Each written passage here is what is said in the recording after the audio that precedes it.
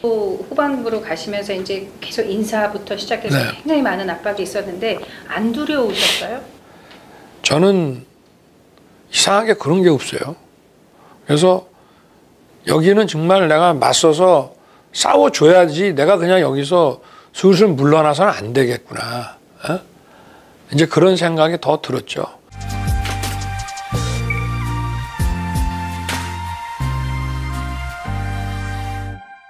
그 조국 사건 있었잖아요. 네네. 그때 압박을 어떤 압박을 받으신 적이 있나요?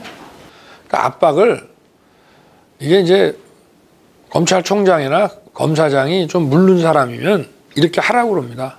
그건 더 수사하지 마라. 이건 여기서 덮어라.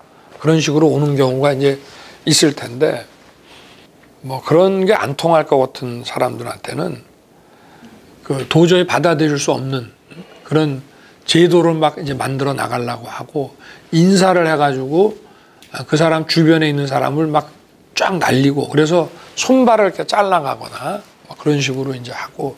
근데 조국 사태 때는 참 어이없는 일들이죠. 뭐냐면은 대검하고 서울지검 앞에 뭐 수만 명, 뭐 얼마나 되는 인원인지 모르겠는데 하여튼 소위 말하는 특정 그 민주당과 연계된 사람들을 다 모아가지고 거의 뭐 검찰을 상대로 협박을 했습니다.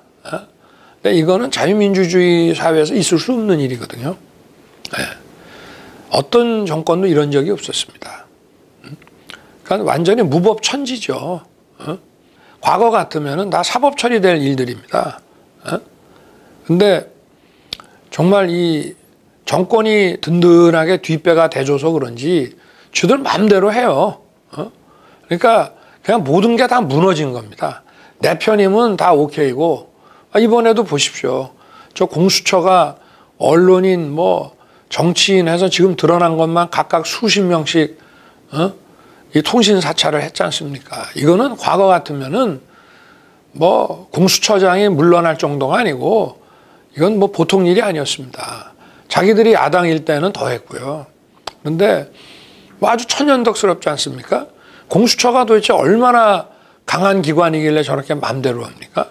저 정권이 뒷받침이 돼주고 뒤에서 하라고 그러거나 잘했다 하지 않으면 할 수 없는 짓들입니다. 저 보십시오. 제가 검찰총장을 하고 있는데 자기들 마음에 들지 않는 수사를 했다고 인사를 막 학살 인사를 해버리고 검찰청 앞에 수만 명씩 와서 저렇게 폭력성 시위를 하고 말이에요. 그 배후에 이런 강력한 권력이 없으면은 못하는 겁니다. 이게. 또 후반부로 가시면서 이제 계속 인사부터 시작해서 네. 굉장히 많은 압박이 있었는데 안 두려우셨어요? 저는 이상하게 그런 게 없어요. 그래서 여기는 정말 내가 맞서서 싸워줘야지 내가 그냥 여기서 슬슬 물러나서는 안 되겠구나. 이제 그런 생각이 더 들었죠. 그러면 그럴수록 더욱더 제가 일을 할 수 없게끔. 원래 그 대검 간부는 누가 뭐래도 총장이 지명합니다. 근데 아예 그걸 싹 바꿔가지고 아주 친여. 그러니까 어떤 사람들을 주로 갖다 놓냐면 제가 법무부나 저 청와대랑 같이 논의해서 인사를 하게 되면 그 승진이라든가 좋은 자리 보내는 거는 좀 아니다라고 할 만한 사람들 있죠. 그 사람들 딱 골라서 보냅니다. 그러면 이제 저한테 좀 반감도 있을 수 있고 또 자기들이 별을 달았기 때문에 또 이 정권에 대한 고마움도 있고 그래갖고 이제 그런 사람들을 보낸 다음에 그 중에서도 또 한 6개월을 보고 좀 총장의 그 일을 아주 악랄하게 방해하지 않는 애들은 또 다시 바꿔요. 그런 사람 또 바꿔서 또 내쫓고 또 다시 집어넣고. 그러니까 이 회의를 하면은 그 내용이 바로 법무부 청와대로 다 보고가 됩니다.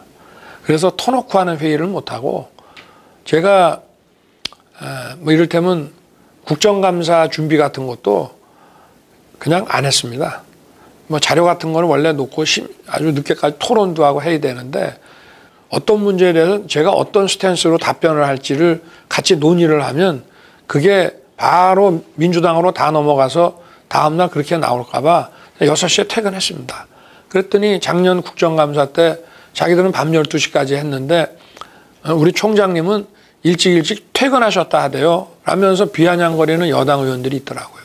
그래서 제가 그 말은 안 했습니다만은 그 준비를 하면 그 내용이 다 새나갈 것이 거의 확실시되는 그런 상황으로 저는 봤기 때문에 그런 걸 할 수가 없었어요. 그러다가 이제 징계 청구가 이루어진 겁니다. 네. 처음에 네. 그 문재인 대통령이 네. 이제 집권을 시작을 할 때 제일 네. 크게 사회적으로 말씀하셨던 것 중에 하나가 적폐 세력 척결이거든요. 그래서 검찰 적폐를 척결하겠다.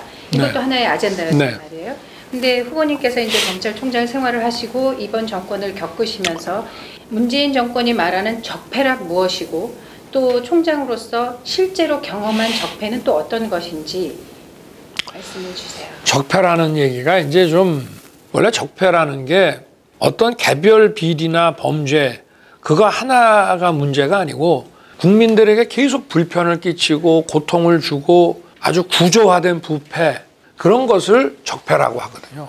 그래서 어떤 그 구조적 부패와 비리를 걷어내는 것이 중요하다. 그게 원래 검찰에서도 특수부의 업무라고 합니다. 개별 범죄는 형사부에서 하지만 아주 구조화된 부패 이거를 걷어내는 일은 이제 특별수사부에서 하는 건데 그러니까 어느 정권이나 다 구조화된 것들이 있어요. 이게 오랜 세월 동안 관행화되고 이게 구조화되다 보니까 그게 부패인지도 잘 비리인지도 잘 인식을 못해. 그게 불법인지도 잘 인식을 못해.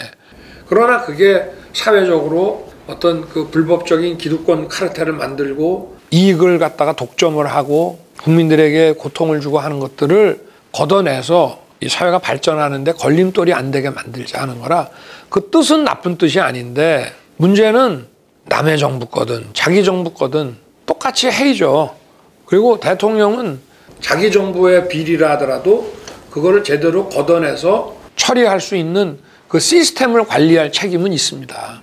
대통령은 범죄와 부정부패로부터 국민을 보호해야 될 그런 책임이 있습니다. 그래서 그런 시스템을 관리해야 돼요. 좋은 사람, 유능한 사람을 그 조직의 관리자와 운영자로 임명을 하고 또 그것이 문제가 생길 때 그거를 적발해낼 수 있는 점검할 수 있는 시스템도 갖추고 이래야 될 책임이 있는 겁니다. 사법은 대통령 거 아니라고 그래서 그냥 넘겨놓으면 끝이 아니에요.